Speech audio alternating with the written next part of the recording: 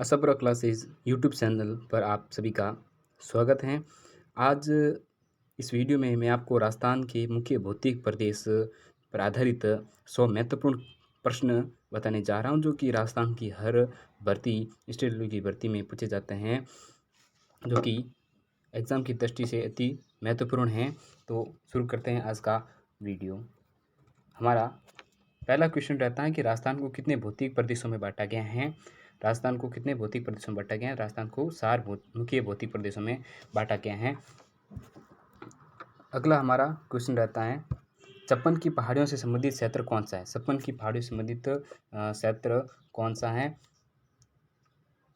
पश्चिमी शुष्क मरुस्थलीय क्षेत्र या प्रदेश कह सकते हैं। पश्चिमी शुष्क मरुस्थलीय प्रदेश छप्पन की पहाड़ियों से संबंधित क्षेत्र हैं। नाकोड़ा पर्वत किस जिले में स्थित है? नाकोड़ा पर्वत किस जिले में स्थित है?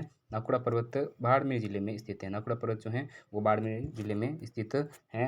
अगला प्रश्न रहता है, राजस्थान में भालू का स्तूप का सर्वाधिक विस्तार कौन से जिलों में है? राजस्थान में भालू का स्तूप का सर्वाधिक विस्तार कौन से जिलों में है? जैसलमेर और बाड़मेर। हमारा यहाँ पर आंसर रहता है जैसलमेर और बाड़मेर। राजस्थान में भालू का स्तूप का सर्वाधिक विस्तार।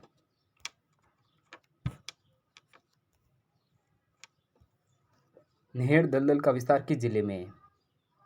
निहेड़ दलदल का विस्तार किस जिले में है? जालोर। हमारा आंसर रहता है जालोर। घग्गर नदी का पाठ क्या कहलाता है? घग्गर नदी का पाठ जो है वो क्या कहलाता है? तो घग्गर नदी का पाठ जो है नाली कहलाता है, नाली। राजस्थान में थार महोत्सव कहाँ मनाया जाता है? राजस्थान में थार महोत्सव कहाँ मनाया जाता है? वो बाड़मेर में मनाया जाता है।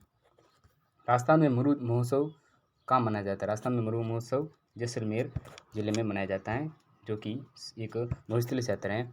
अगला क्वेश्चन रहता है, राजस्थान में मारवाड़ महोत्सव मनाया जाता है। राजस्थान में मारवाड़ महोत्सव है वो कहाँ मनाया जाता है? तो दोस्तों मारवाड़ महोत्सव जोधपुर में मनाया जाता है और मरुस्थलीय महोत्सव जैसलमेर में मनाया जाता है।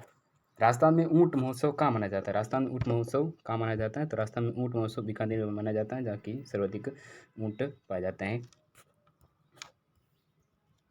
राजस्थान में हाथी महोत्सव कहाँ मनाया जाता है? राजस्थान में हाथी महोत्सव, तो दोस्तों राजस्थान में हाथी महोत्सव जयपुर में मनाया जाता है।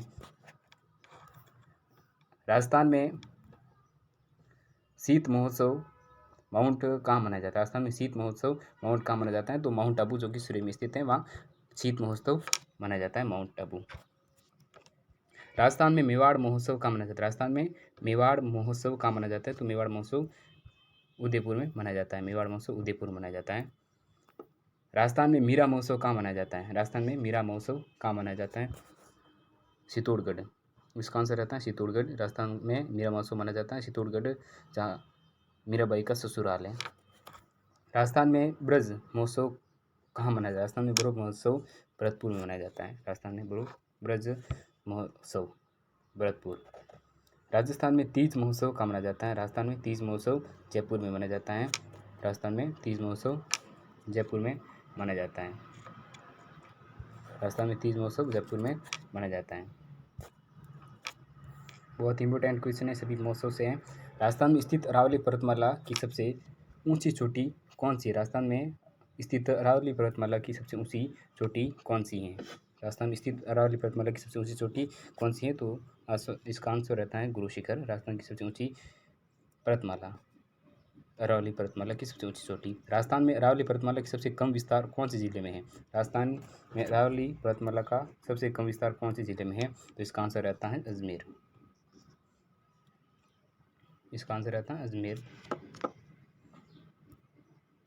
अगला क्वेश्चन रहता है हमारा, राजस्थान का कौन सा नगर सर्वाधिक ऊंचाई पर बसा हुआ है? राजस्थान का कौन सा नगर सर्वाधिक ऊंचाई पर बसा हुआ है? तो राजस्थान का सर्वाधिक ऊंचाई बसा हुआ स्थान माउंट आबू है, जो कि सौरी जिले में स्थित है। राजस्थान की मरुभूमि के निम्न भागों में वर्षा काल में बनने वाली झीलों को क्या कहा जाता है? राजस्थान की मरुभूमि के निम्न भागों में वर्षा काल में बनने वाली झीलों को क्या कहते हैं? तो इन झीलों को खड़ीन के नाम से जाना जाता है। दोस्तों खड़ीन के नाम से जाना जाता है। राजस्थान में जसवंतगढ़ की पहाड़ियाँ किस जिले में स्थित हैं? तो ये पहाड़ियाँ उदयपुर में स्थित हैं।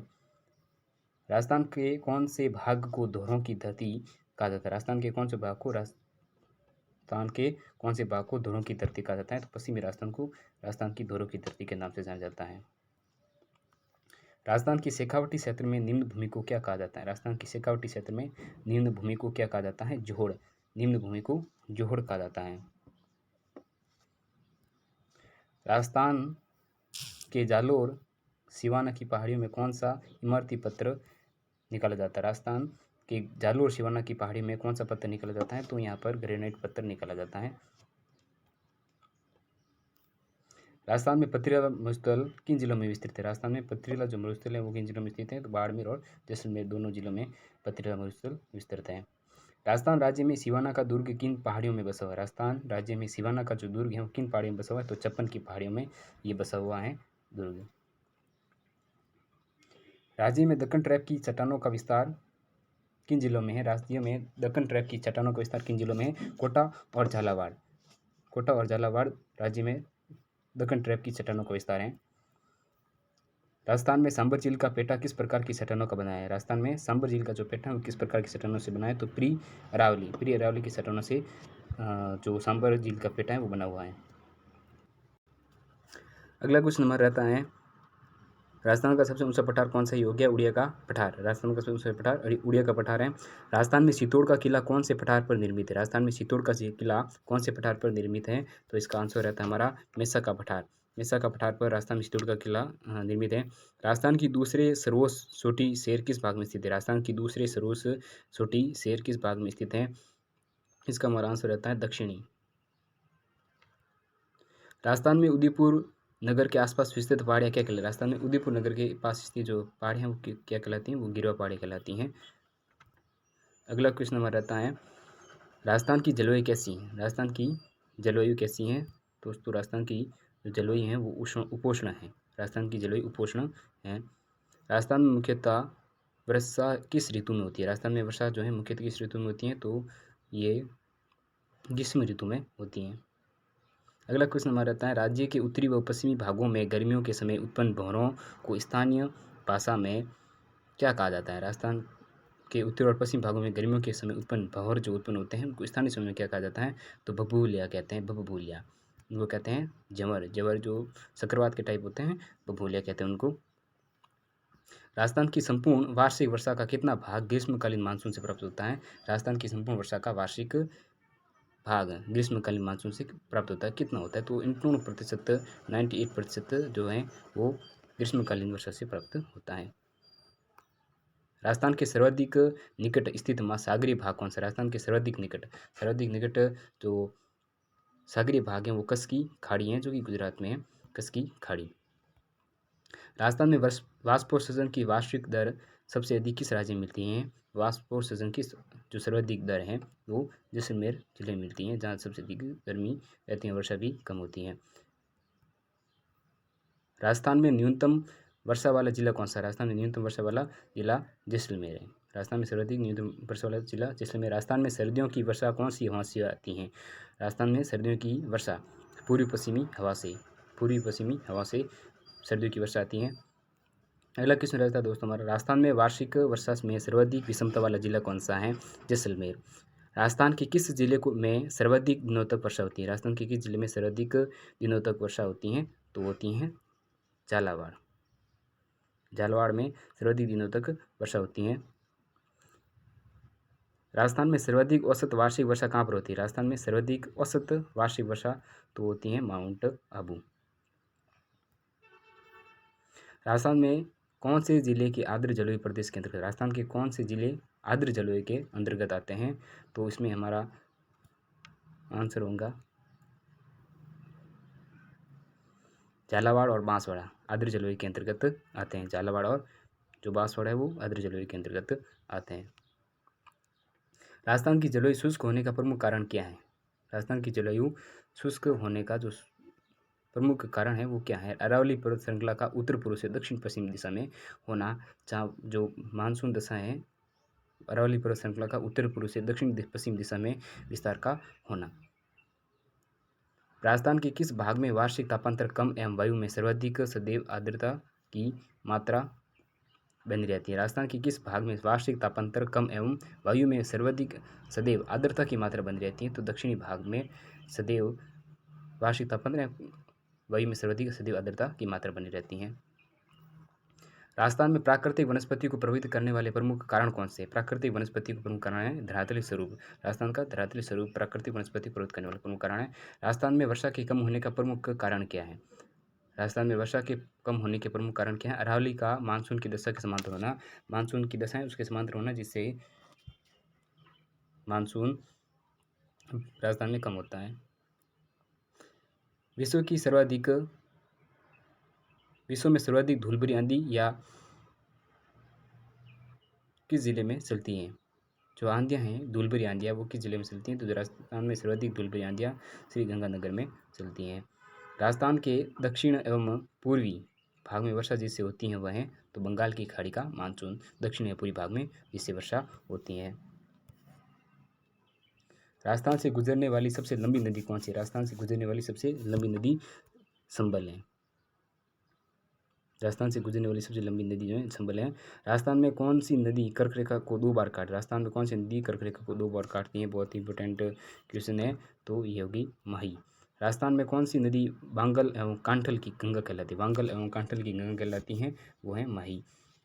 राजस्थान में जवई नदी किन 2 जिलों की सीमा बनाती है? राजस्थान में जवई नदी किन 2 जिलों की सीमा बनाती है? तो पाली और सिरोही। पाली और सिरोही जवई नदी की 2 जिला सीमा बनाती है।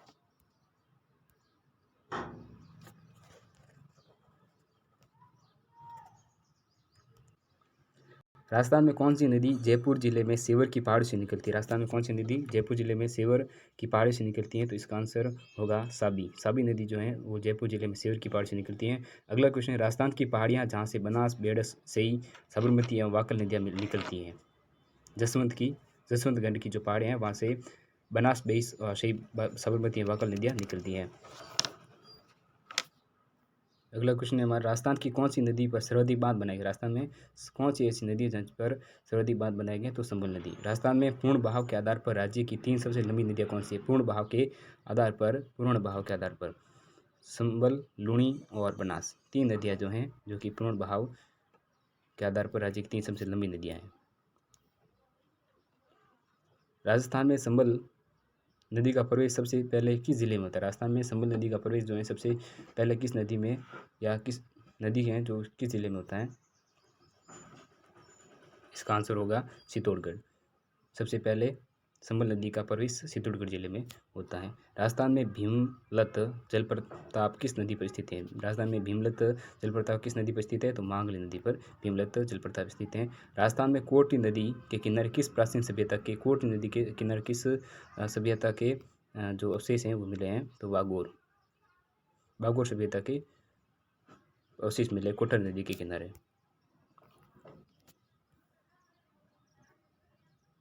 राजस्थान में सूलिया जलप्रपात किस नदी के किनारे किस जिले में स्थित है? किस नदी के किनारे और किस जिले में स्थित है? फाइनल लाइनर क्वेश्चन है। संबल नदी चित्तौड़गढ़ जिला, संबल नदी के किनारे चित्तौड़गढ़ जिले में।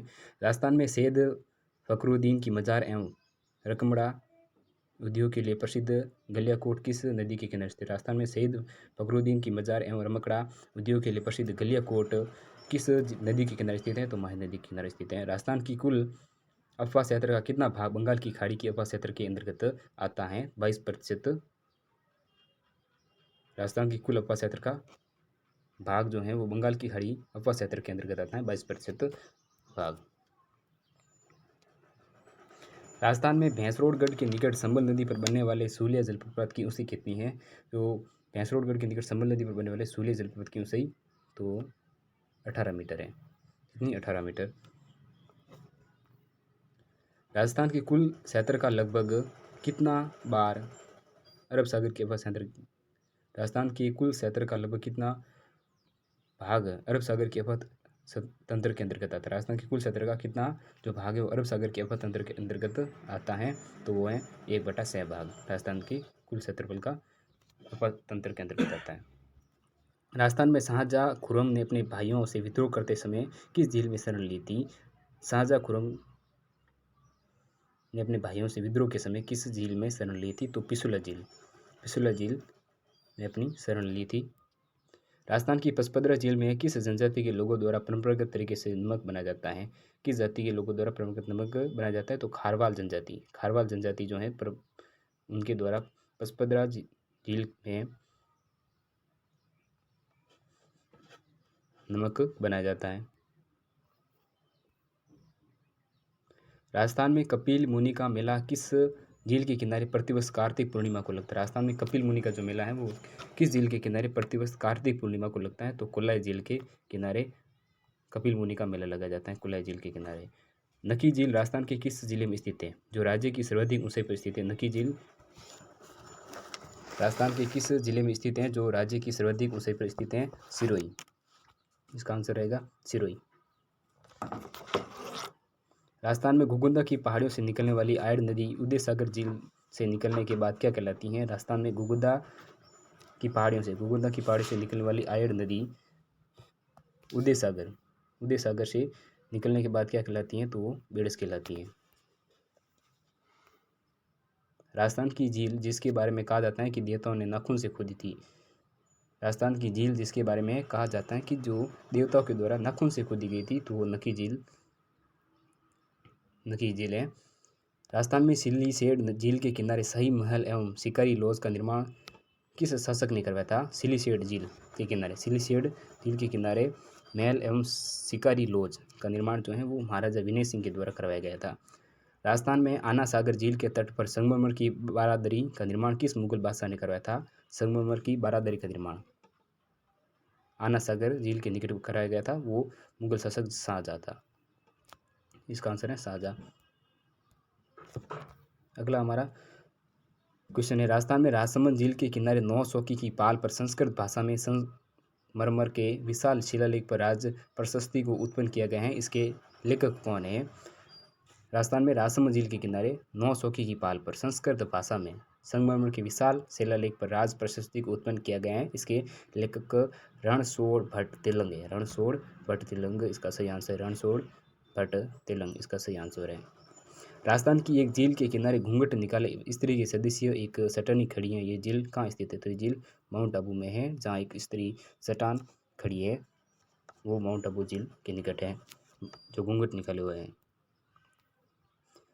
राजस्थान में अजमेर की आना सागर झील के किनारे जहांगीर द्वारा निर्मित दौलताबाद को आजकल किस नाम से जाना जाता है? राजस्थान में अजमेर की आना सागर झील के किनारे जहांगीर द्वारा निर्मित एक दौलताबाद को आजकल किस नाम से जाना जाता है? तो सुभाष उद्यान के नाम से दोस्तों इसे जाना जाता है। राजस्थान में कपिल मुनि की पावन तपी स्थली कोलायत किस मार्ग पर स्थित है? राजस्थान में कपिल मुनि की पावन तपोस्थली कोलायत किस मार्ग पर स्थित है? बीकानेर जैसलमेर मार्ग पर ये स्थित है तपोस्थली कोलायत। ताल सापर झील राजस्थान के किस जिले में स्थित? ताल सापर झील जो है वो राजस्थान के किस जिले में स्थित है? सुरू जिले में ताल सापर स्थित है। राजस्थान की खारे पानी की झील राजस्थान की खारे पानी की झीलें किस महासागर का अवशेष मानी जाती हैं? तो ये तैतीस सागर का अवशेष मानी जाती हैं। राजस्थान की खारे पानी की झीलें किस महासागर? तो ये तैतीस सागर के अवशेष मानी जाती हैं, जो कि अभी लुप्त हो चुका है। राजस्थान में रणथंभौर राष्ट्रीय उद्यान और रामगढ़ विषमधारी अभयारण्य के बीच भागों के आवागमन को सुगम बनाने के लिए किस आखेट निषिद्ध क्षेत्र की स्थापना की गई? तो संथाल सागर आखेट की स्थापना की गई है रणथंभौर राष्ट्रीय उद्यान और रामगढ़ विषधारी अभयारण्य के बीच। राजस्थान के भारत में टाइगर प्रोजेक्ट के संस्थापक और भूतपूर्व मुख्यमंत्री रक्षक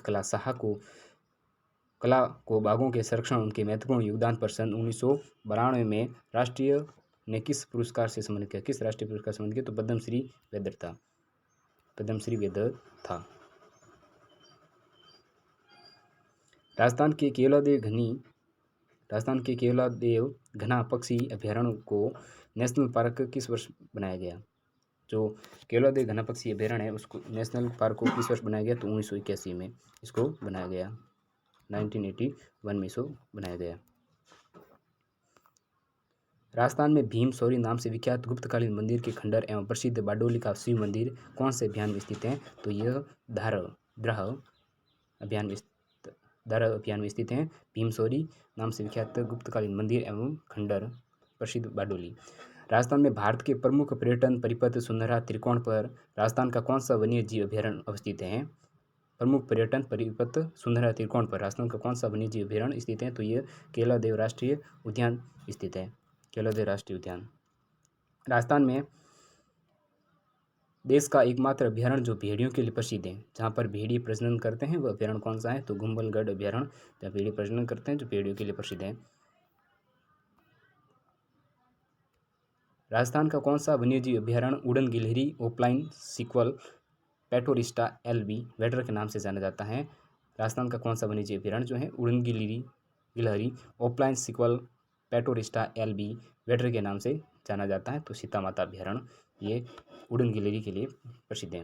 राजस्थान में तिलहन फसलों की पैदावार बढ़ाने एवं तिलहन क्षेत्र में विकास हेतु तिलम संघ लिमिटेड की स्थापना किस वर्ष की गई थी? तिलम संघ लिमिटेड की स्थापना तिलम फसलों के लिए तो 1990 में ये की गई थी। इसकी स्थापना 1990 में।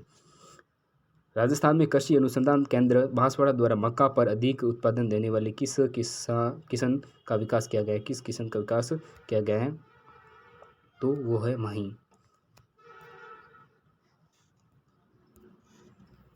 अगला क्वेश्चन रहता है, राजस्थान के किन जिलों में सोयाबीन की कृषि बहुतायत में पाई जाती है? राजस्थान के किन जिलों में सोयाबीन की कृषि सर्वाधिक या बहुतायत में पाई जाती हैं? तो कोटा, बूंदी और झालावाड़, इन 3 जिलों में सोयाबीन की कृषि सर्वाधिक पाई जाती है। राजस्थान में कौन सी तिलहन फसल सबसे कम उत्पादित की जाती है? तो तिल जो है राजस्थान में सबसे कम उत्पादित की जाने वाली तिलहन फसल है। राजस्थान में तिलहन का सर्वाधिक उत्पादन किस जिले में होता है? राजस्थान में तिलहन का सर्वाधिक उत्पादन तो ये श्रीगंगानगर में होता है। 13वां क्वेश्चन है, राजस्थान में बंजर एवं व्यर्थ भूमि का सर्वाधिक क्षेत्र जिस जिले में है वह है राजस्थान में बंजर एवं व्यर्थ भूमि। तो राजस्थान में व्यर्थ जो भूमि ज़्यादातर है वो बंजर भूमि है, जैसलमेर में स्थित है मोस्टली भूमि।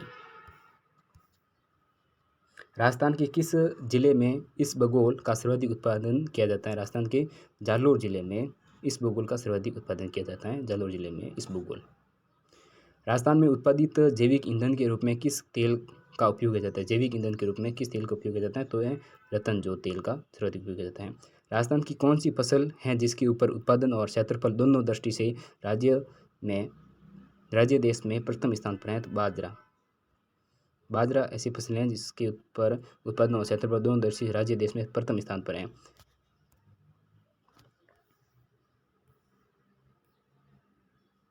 राजस्थान में जल के संरक्षण, बचत एवं कृषि में जल के कुशलतम उपयोग को बढ़ावा देने हेतु वर्ष 2005-2006 में कौन सी योजना प्रारंभ की गई थी? कुशलतम उपयोग को बढ़ावा देने हेतु 2005 और 2006 में अमूल्य नीर योजना